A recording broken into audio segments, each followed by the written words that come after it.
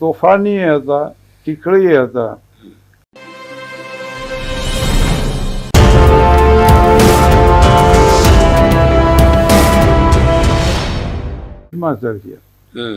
પણ અખો વાંચવામાં અમારે 50 માર્કનું પેપર તો અખાનું હતું અને અખે ગીતા અનુભવ બિંદુ ને કાંઈ હલ ઉજ્યા નહીં કોઈ જાત.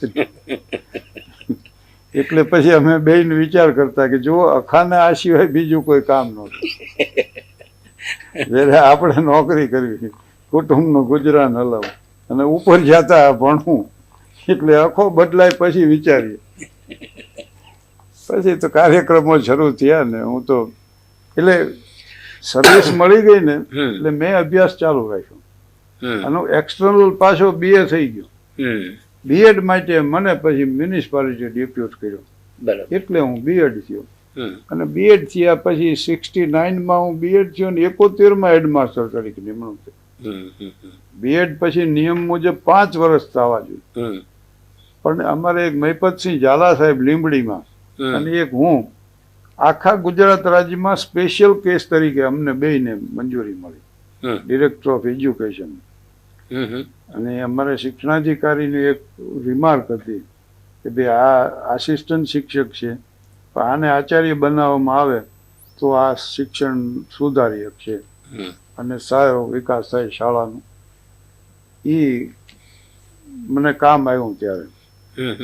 અને અમને બેયને સ્પેશિયલ પરમિશન મળી એટલે 13 વર્ષ શિક્ષક રહ્યો અને 25 વર્ષ હું આચાર્ય. સબુદ્દીનભાઈ શિક્ષક હતા અને પછી પાછા B.Ed કરવા માટે ડેપ્યુટ થવાનું બન્યું. એટલે એવું બન્યું કે ભણાવ્યા પછી કેમ ભણાવવું તે શીખવાનું થયું. અને B.Ed ક્યાંથી કર્યું આપે? પીડી માલવિયા કોલેજ રાજકોટ. તો ત્યારે આમ કોન્ફ્લિક્ટ થયો હોય કે હું જે ભણાવું છું અને જે ભણાવવાની રીત હવે મને સમજાવવામાં આવે છે, એવું કઈ બન્યું હતું કે ના ધેટ ઓલ્સો યુ એન્જોયડ? ના એવું કઈ બહુ એવું ન હતું, પણ આમ આટલા અનુભવ પછી હું ગયો 69-69માં મેં ઠેઠ કર્યું. એટલે મને એ ભણાવવાનો મારી રીતે તો અનુભવ હતો જ. અને શાહ સાહેબની એક રિમાર્ક આજે મને યાદ છે કે શિક્ષક મેથડને અનુસરતા નથી, પણ મેથડ શિક્ષકને અનુસરે. હિંમતભાઈ શાહ. HV શાહ સાહેબ. મનુભાઈ ત્રિવેદી અમારે પ્રિન્સિપાલ હતા. અને મને કે B.Edમાં નાટક કોઈ લેતો નથી, એન્યુઅલ લેસનમાં નાટકનો સબ્જેક્ટ કોઈ નથી લેતો, તમે જો મને કે હિંમત કરો. મેં કીધું કાંઈ વાંધો નહીં, મને નાટકનો તો અનુભવ હતો અને અંગ્રેજીમાં ભણાવવાનું હતું. એટલે એમ્પરર ઓફ ખોરાસાન એ 1 એક્ટ પ્લે મેં અંગ્રેજીમાં લખી નાખ્યું. નાટક મેં જ લખ્યું, એટલે એકાંકીઓ તો લખવાનો મને માવરો ખરો. અમે B.Edમાં હતા ને ત્યારે અમે 2 નાટકો ભજવ્યા, શિક્ષકનું સર્જન અને ઇન્સાનિયત. મારા બધા B.Edના મિત્રો કે રિહર્સલ આટલું કોણ ભેગા? મેં કીધું રિહર્સલ નથી લેવી, કાંઈ નથી, આમ જ તૈયાર થઈ શકે એવું લખી દઉં તો કે બરાબર. પછી એક વૈજ્ઞાનિક ને એક કલાકાર ને એક અધિકારી ને એ બધા આવીને સ્ટેજ ઉપર પોતપોતાની વાત કરે કે મેં જગતમાં આમ કર્યું, આમ કર્યું, આમ કર્યું. છેલ્લે પછી એક વૃદ્ધ શિક્ષક આવે અને એ એટલું જ કહે કે આ બધાને મેં ભણાવ્યા. એવું એક શિક્ષકનું સર્જન ને એક ઇન્સાનિયત 2 લખ્યા. પણ આ એમ્પરર ઓફ ખોરાસાન એક શેખ સાદીની વાર્તા ઉપરથી ભાષણ એને મેં નાટ્યમાં રૂપાંતર કર્યું. વિરાણી સ્કૂલ છે ને આપણે રાજકોટ, એમાં મેં પાત્રો આપી દીધા અને એ બધાએ તૈયાર કર્યા. રાજા એમ્પરર છે, વજીર છે, બાપ દીકરાને વેચી નાખે છે પૈસાને ખાતર. અને એ વધ સ્તંભમાં જલાદ આવે છે ને એમનો વધ કરવા, ત્યારે એ ખુશ થાય, છોકરો ખડખડાટ દાંત કાઢે. એટલે એમ્પરર નવી લાગે કે મૃત્યુ નજીક આવી. હકીમે એવું કીધું હતું કે આવા બાલ્યકાળનું કોઈ વિદ્યા હોય ને છોકરો, એના લોહી દવા બનાવી તો બચશો તમે. એટલે એને કીધું કરો તપાસ, અને એ તપાસમાં આ મળી આવ્યો. એક બાપ નીકળ્યો એવો દીકરાને વેચનાર. આવો નાટક હતું મારું. એ બધાને મેં પાત્રો આપ્યા ને બધું થયું. પણ આ છોટુભાઈની વાત મેં જે કરી ને એને કેન્સર ડાયગ્નોસ થયું એ જ સમય દરમિયાન. અને અહીંયા VS હોસ્પિટલમાં ડાયગ્નોસ કરાવ્યું. ડોક્ટરે લખી દીધું કે લાઈફ સ્પાન 6 months. અચ્છા. એ મને ખબર પાછી કે આ એન્યુઅલ લેસન નો સમય હશે આ. અને ખરેખર એન્યુઅલ લેસન મારો આવ્યો ને મને તાર મળ્યો છોટુભાઈ સિરિયસ.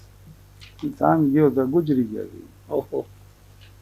એટલે સવારમાં કબ્રસ્તાન જનાજાને કાંધ આપીને છોટુભાઈની અંતની વિદાયમાં હું હાજર રહ્યો. અને મારમાર આવીને સૌરાષ્ટ્ર મેલમાં બેઠો. અને એમ ને એમ મેલા કપડાં વધેલી દાઢી કેવા શિક્ષાર્થીઓ તૈયાર થઈને આવે એન્યુઅલ લેસન.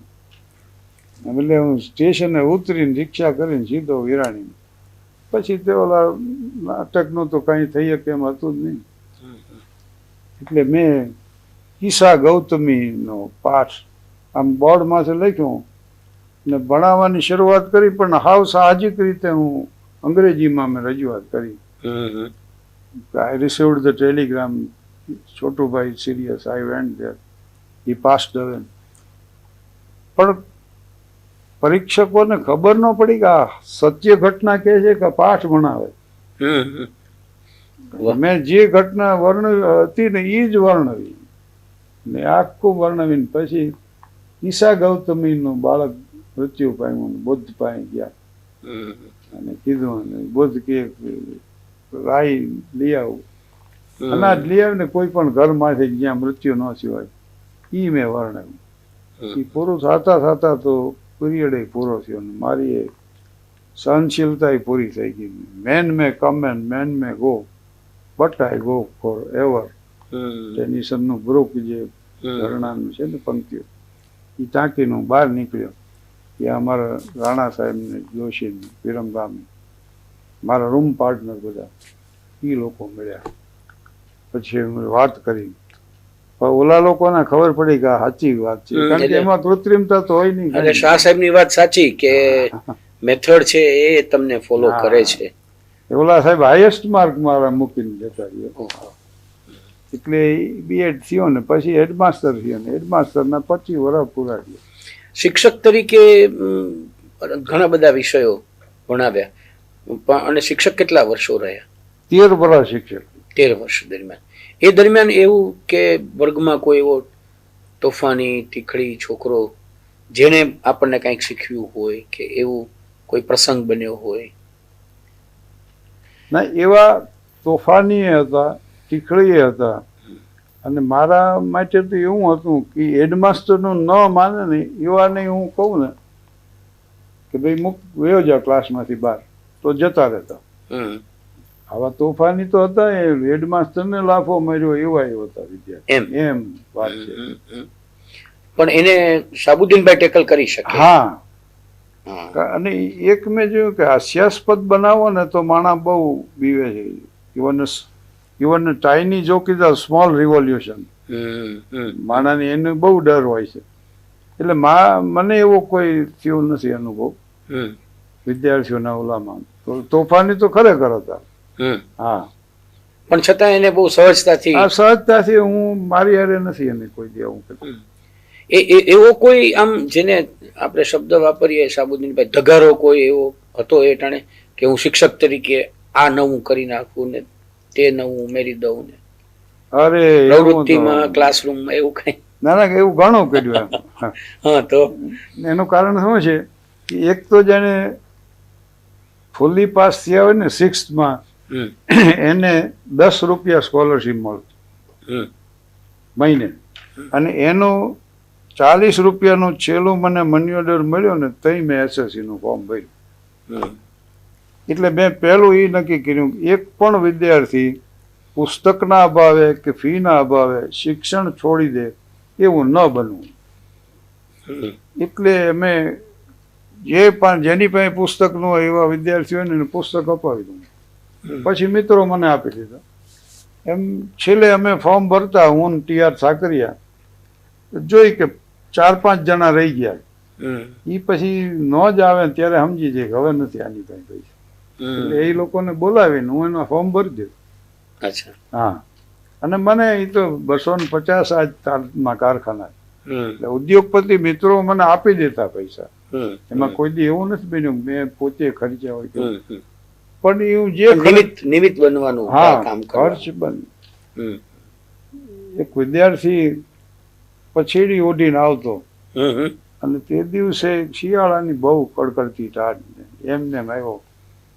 મેં કીધેલા કેમ પછેડી નથી? કે આજ મારા બાપા સુરેન્દ્રનગર ગયા ને એ પહેરી કે પછેડી એ લેતા ગયા, એટલે એને લઈને સીધો બજારમાં આવ્યો, કાપડની દુકાને કીધું કે આને હારી પછેડી આપી દો.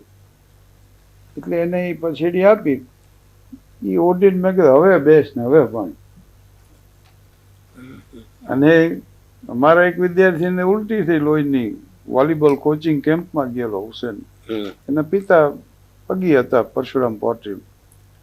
તો ઓલા કે તારા પિતાને અમે તાર કરીને જણાવ્યું, તો મારા પિતાને કાંઈ કરશો નહીં સાહેબ, અમારા હેડમાસ્ટર સાહેબને કયો, શાહબુદ્દીન રાઠોડ સાહેબને, એ કરી દે બધું.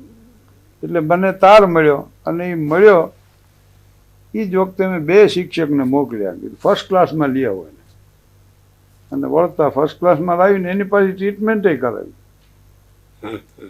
એટલે આવો તો હતો જ.